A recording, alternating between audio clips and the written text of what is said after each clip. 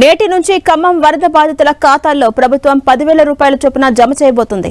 వరద తగ్గుముఖం పట్టగానే బాధితులకు పూర్తి స్థాయిలో సహాయం అందించేందుకు ప్రభుత్వం సిద్ధమైంది.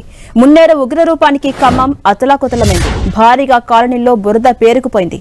దీంతో వరద ప్రభావిత ప్రాంతాల్లో బురద తొలగించేందుకు అదనంగా పారిశుద్ధ్య కార్మికులను, ట్రాక్టర్స్ ను పక్క జిల్లా నుంచి రప్పించారు అధికారులు.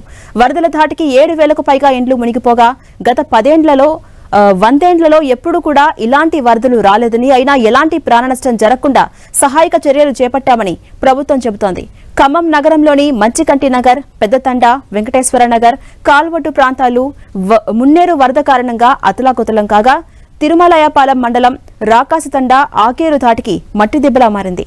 భారీ వరదల నుంచి ఖమ్మం నగరం, గ్రామీణ మండలం, తిరుమలయపాలెం మండలాల్లో వరద విలయం నుంచి ఇప్పటికీ జనం తేరుకోవట్లేదు. మేట వేసిన ఇళ్లను చూస్తే కనీసం నెల రోజులైనా అవి తొలగుతుందా అన్న ఆశ అందరిలో కనిపించట్లేదు.